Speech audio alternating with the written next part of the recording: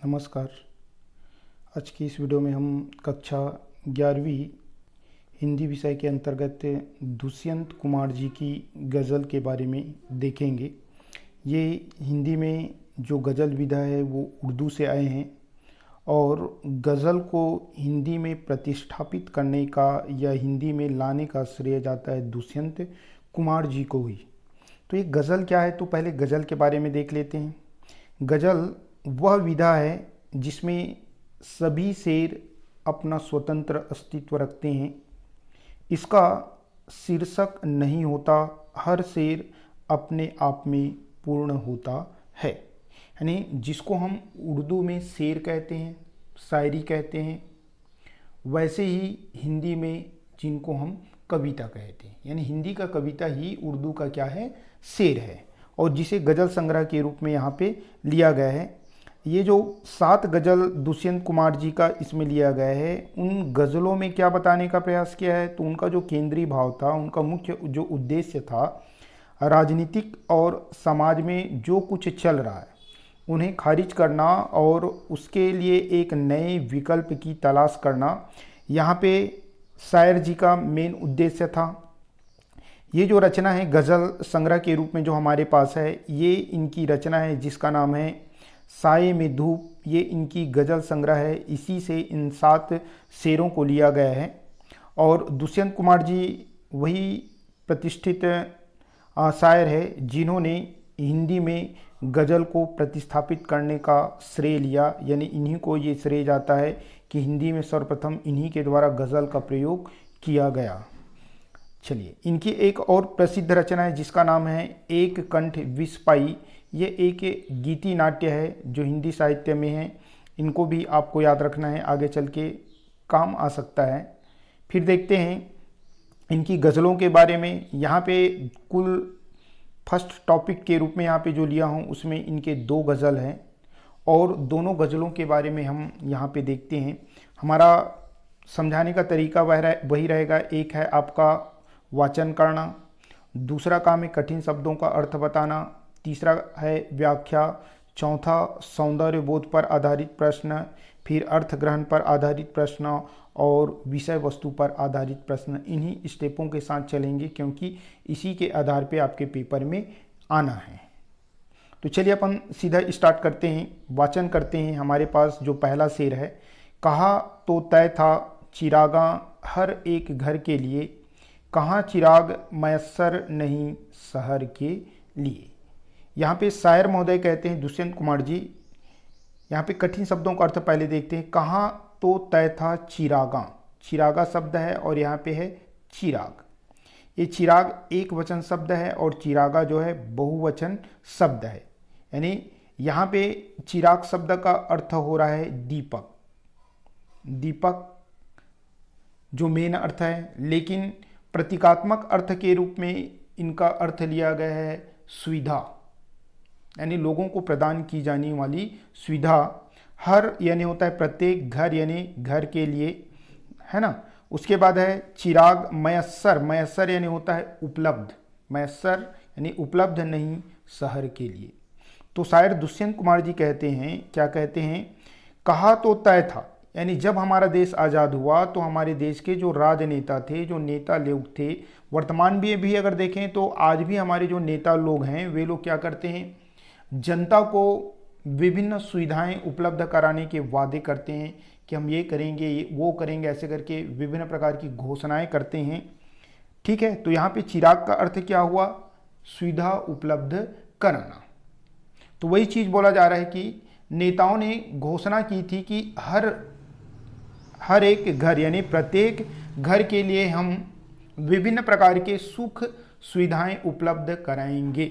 लेकिन आज स्थिति यह है कि शहर के लोगों को मयस्सर यानी सुविधा उपलब्ध नहीं है, तो गांव के लोगों की बात ही छोड़िए। तो इसमें सिंपल सा अर्थ क्या हुआ कि हमारे देश के जो राजनेता हैं उन लोगों के द्वारा देश के हर एक घर यानी प्रत्येक घर के लिए सुविधा उपलब्ध कराने की बातें कही गई थी, सुख सुविधा उपलब्ध कराने की बातें उन लोगों के द्वारा कहे गए थे।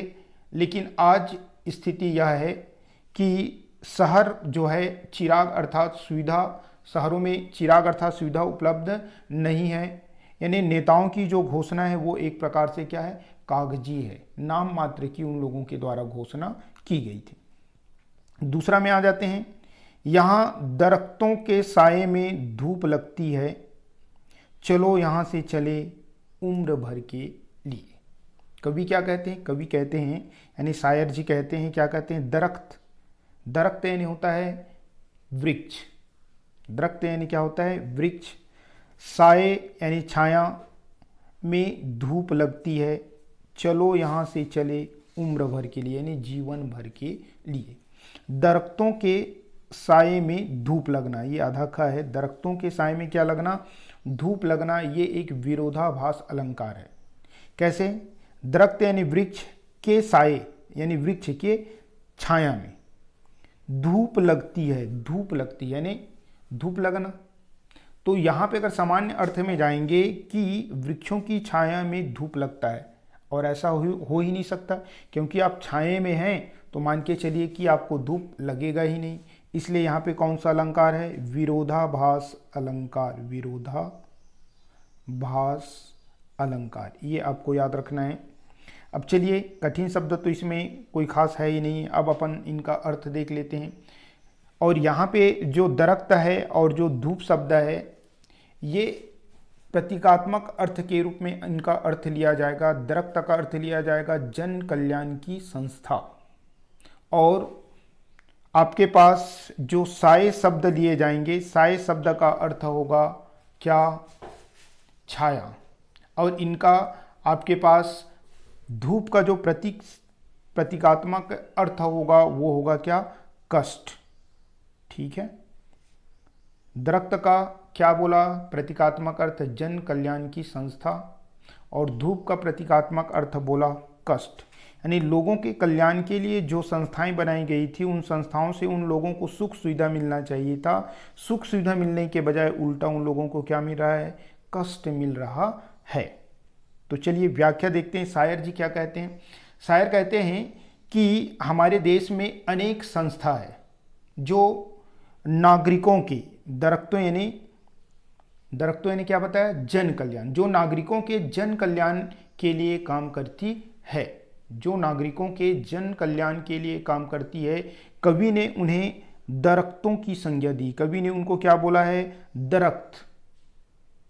ठीक है, आगे कवि कहते हैं कि इन दरख्तों के नीचे साया अर्थात छाया, अर्थात सुविधा मिलने के बजाय, आम लोगों को जो सुविधा मिलना चाहिए, उन लोगों को सुविधा मिलने के बजाय उन आम लोगों का क्या किया जा रहा है, शोषण किया जा रहा है, और शोषण के माध्यम से उन लोगों को धूप अर्थात एक प्रकार से क्या मिल रहा है, कष्ट मिल रहा है। यानी चारों ओर भ्रष्टाचार फैला हुआ है, उन सभी व्यवस्थाओं से दूर, यानी चारों ओर भ्रष्टाचार फैला हुआ है, ऐसे भ्रष्टाचार के वातावरण से दूर कभी जो है चलो यहाँ से चले, यानी जिस क्षेत्र में यानी जिस राज्य में जो भ्रष्टाचार फैला हुआ है, ऐसे भ्रष्टाचारी राज्य से कभी जो है हटकर कुछ ऐसे जगह पे जाना चाहते हैं जहाँ एक प्रकार से अच्छा जीवन वो बिता सके।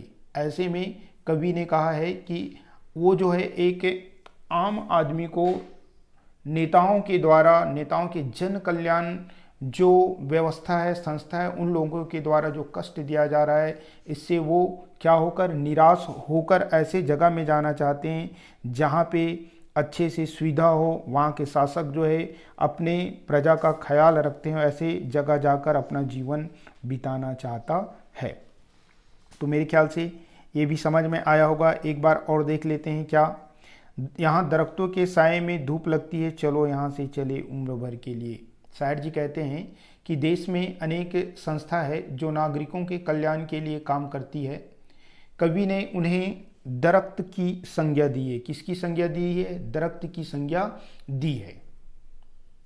ठीक है, आगे कहते हैं कि जो दरख्त है, जो पेड़ है, उन पेड़ों के नीचे हमें छाया मिलने के बजाय, छाया मिलने के बजाय क्या मिलती है, धूप मिलती है। अर्थात ये संस्था जो है आम आदमी का शोषण करने लगी है, चारों तरफ भ्रष्टाचार फैला हुआ है। शायर इन सभी व्यवस्थाओं से दूर रहकर अपना जीवन बिताना चाहता है। इसी कारण वो यहाँ से जाकर ऐसे जगह अपना जीवन यापन करने की इच्छा प्रकट करता है जहाँ इस प्रकार से भ्रष्टाचार ना हो। ऐसे में आम आदमी को केवल और केवल निराशा होती है। चलिए आगे बढ़ते हैं। अब अपन देखते हैं इनका सौंदर्य बोध। सौंदर्य बोध में पहला आता है भाव सौंदर्य।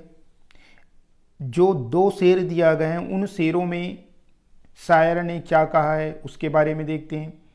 शायर ने अर्थात कवि ने राजनेताओं की झूठी घोषणाओं एवं सरकारी संस्थाओं के भ्रष्ट तंत्र पर व्यंग किया है। वह आज़ादी के बाद भारत में आम व्यक्ति की निराशा को व्यक्त करता है। कवि ने आज़ाद भारत के कटु सत्य का वर्णन किया है। राजनेताओं के द्वारा आम आदमी के शोषण के उदाहरण आए दिन मिलते हैं। सही बात है।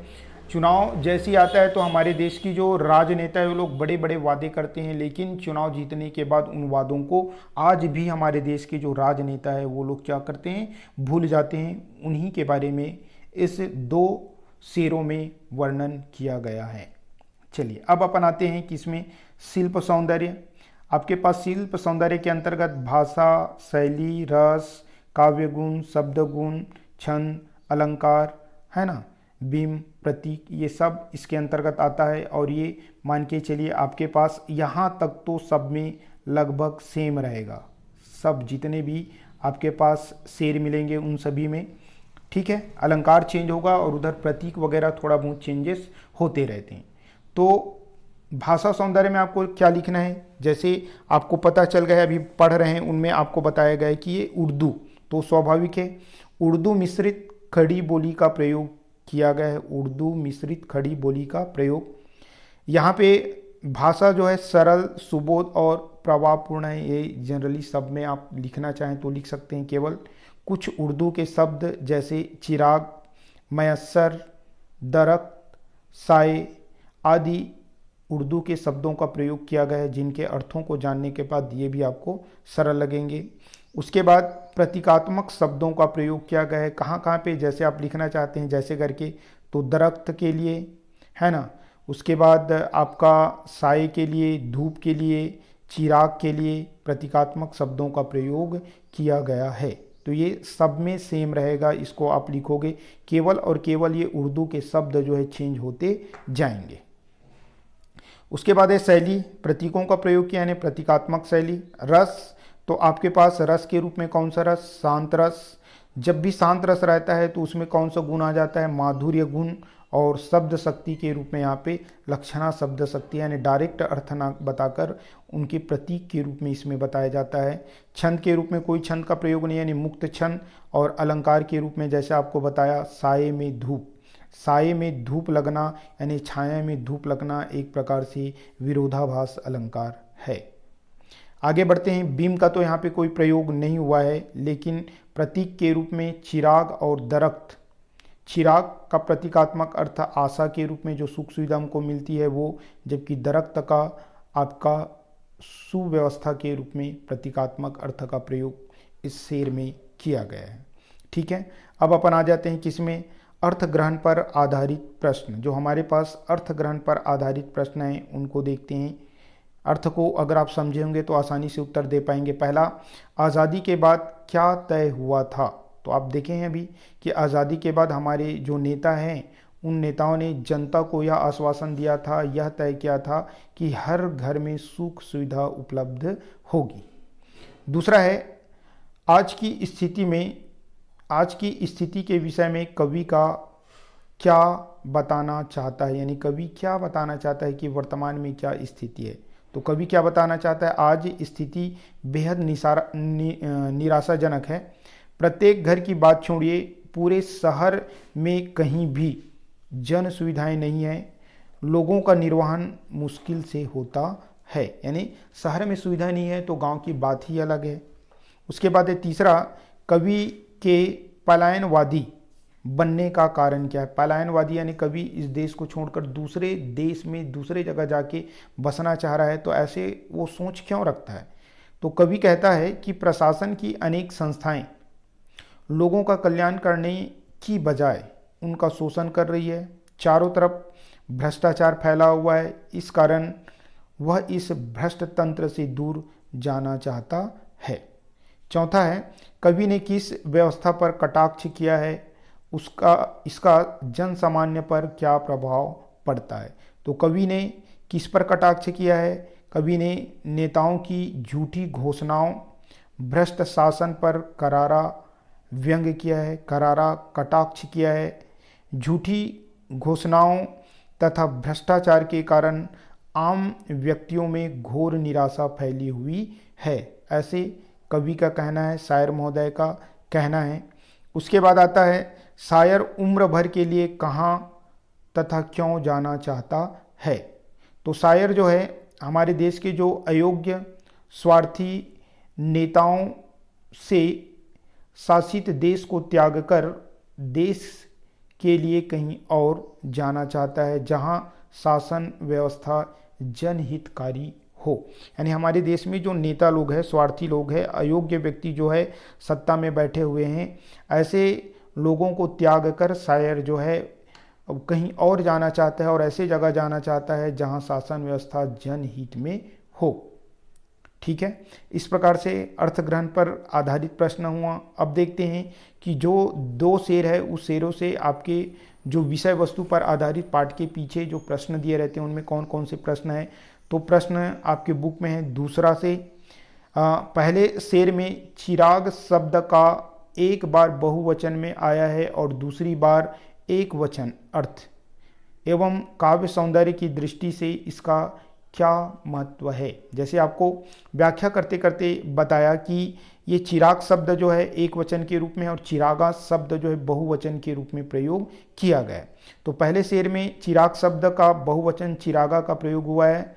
इसका अर्थ था भारी यानी बहुत सारी सुख सुविधाएं, बहुवचन यानी बहुत सारे सुख सुविधा के रूप में उपलब्ध कराना। जबकि दूसरी बार जब एक वचन में प्रयुक्त हुआ था तो इनमें इसका अर्थ था सीमित सुविधाएं मिलना, यानी बहुत सारे सुख सुविधा मिलने के बजाय कुछ सीमित सुख सुविधा मिल जाए तो भी लोग संतुष्ट हो सकते थे, लेकिन ऐसा भी नहीं हुआ।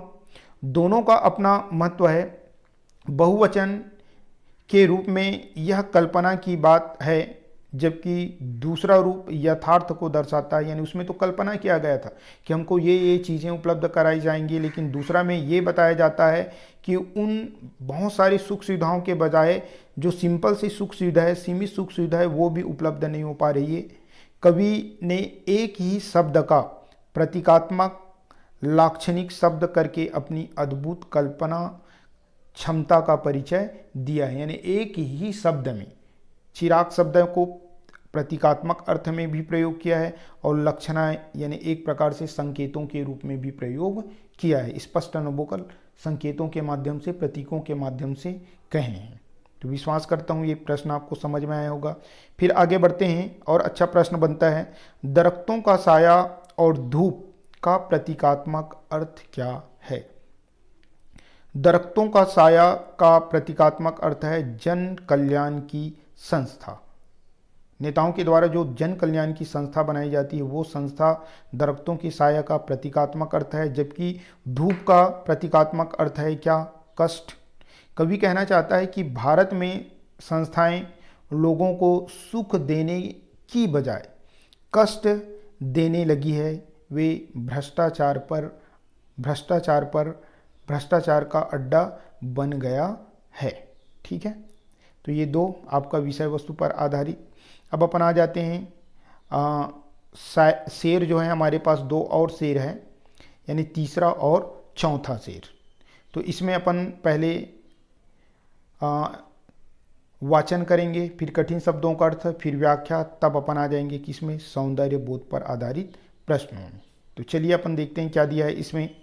हाँ, ना हो कमीज तो पाँव से पेट ढक लेंगे, ये लोग इतने मुनासिब है इस सफ़र के लिए। शायर जी कहते हैं, ना हो कमीज तो पाँव से पेट ढक लेंगे, पेट ढक लेंगे, लेंगे शब्द है, लगे शब्द हो गया यहाँ पे। ये लोग कितने मुनासिब है इस सफ़र के लिए, ये देखेंगे अपन। कठिन शब्दों का अर्थ अगर देखना चाहें तो हमारे पास क्या क्या है।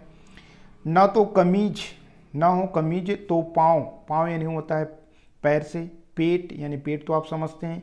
ये लोग कितने मुनासिब, यही एक शब्द है उर्दू के शब्द मुनासिब और सफ़र।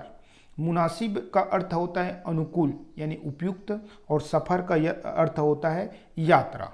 तो क्या हो जाएंगे हमारे पास, ना हो कमीज तो पाँव से पेट ढक लेंगे, ये लोग कितने मुनासिब है इस सफ़र के लिए।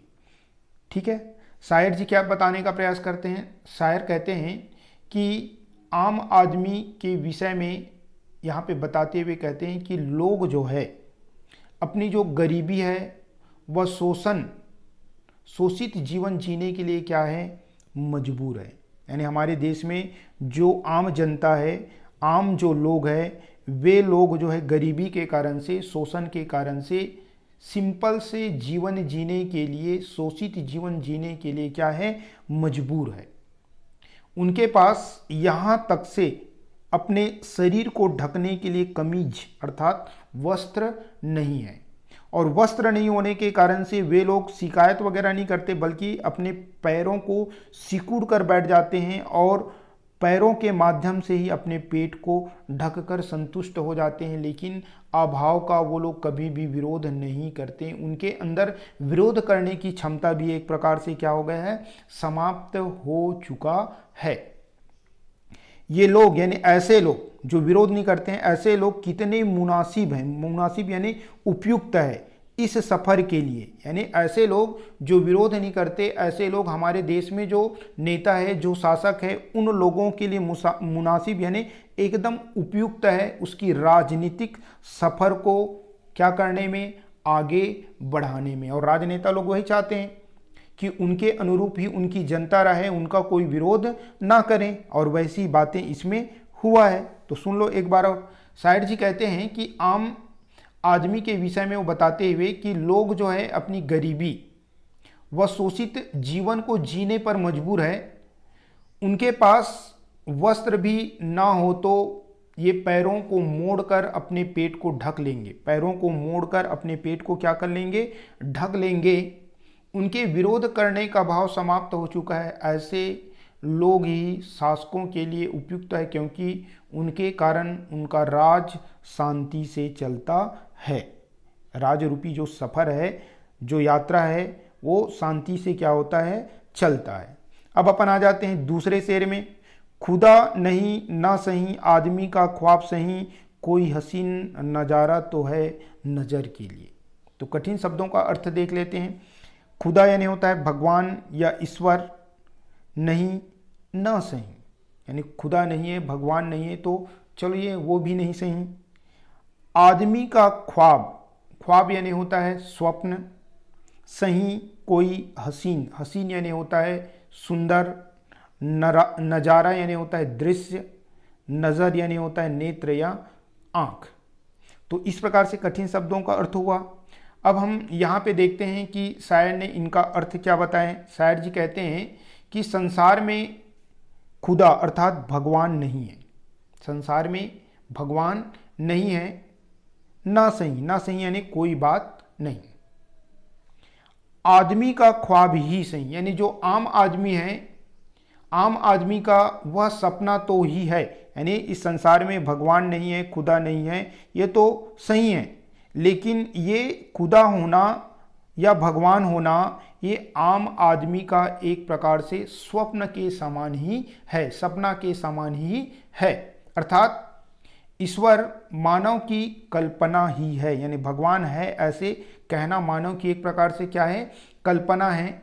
इस कल्पना के जरिए ही मनुष्य क्या करते हैं, आकर्षक दृश्य को देखते हैं, कोई हसीन नज़ारा, हसीन यानी क्या बताया, सुंदर।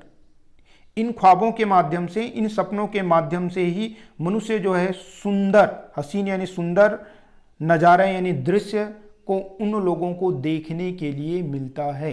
इस तरह उनका जीवन जो है क्या हो जाता है, कट जाता है। इस प्रकार से उसी सपनों के माध्यम से लोगों का जीवन जो है क्या हो जाता है, कट जाता है। चलिए एक बार और देख लेते हैं सरसरी तौर पे दूसरे शेर का।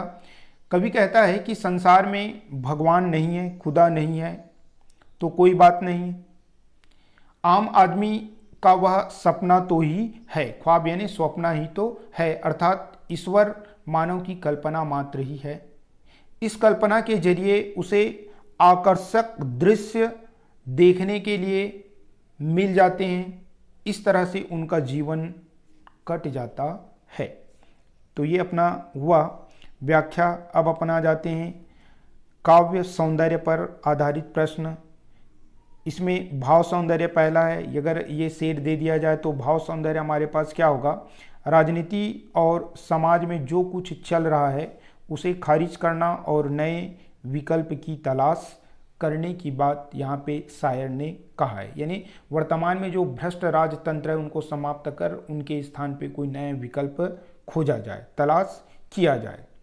कवि ने भारतीयों में विरोध भावना का ना होना तथा खुदा को कल्पना माना है। यानी हमारे देश के लोगों के अंदर अभाव होने के बावजूद, कष्ट होने के बावजूद वो लोग विरोध नहीं करते हैं, इस बात को कहा है। साथ ही साथ जो भगवान है, जो खुदा है, जो ईश्वर है, वो एक मनुष्य की कल्पना मात्र ही है, ऐसे यहाँ पे कहा है। अब आपके पास भाषा सौंदर्य में उनमें जो लिखे हैं ना, उर्दू मिश्रित खड़ी बोली का प्रयोग, वो उसको भी यहाँ पे लिखोगे, और उनमें जो 4 है उनमें से 3 को लिखोगे, और यहाँ पे जो मुनासिब और सफ़र उर्दू के शब्दों का प्रयोग हुआ है उनको वहाँ पे बताओगे उर्दू के शब्दों के स्थान पर। उसके बाद है शैली में भी सेम रहेगा, रस में भी सेम, छंद यहाँ तक क्लियर रहेगा। अलंकार का हमको यहाँ पे प्रयोग नहीं मिलता, बीम का नहीं मिलता, जबकि प्रतीक सौंदर्य के रूप में सफर जीवन यात्रा का प्रतीक है। यहाँ पे सफर जो है किसका प्रतीकात्मक अर्थ है, जीवन यात्रा, यानी मनुष्य जो है अपने जीवन में जो आगे बढ़ता है उनका प्रतीक है। ठीक है। अर्थ ग्रहण पर आधारित प्रश्नों को देखते हैं। पहला प्रश्न है, पाँव से पेट ढकने का अर्थ स्पष्ट कीजिए। तो इसका अर्थ है गरीबी व शोषण के कारण लोगों में विरोध करने की क्षमता समाप्त हो चुकी है, वे न्यूनतम वस्तु उपलब्ध होने पर भी अपना गुजारा कर लेते हैं। यानी कहने का अर्थ यह है कि लोग जो है कम से कम सुविधा मिलने पर भी संतुष्ट होकर उसमें अपना गुजारा चला लेते हैं, ये लोग विरोध नहीं करते, ये इसमें अर्थ है।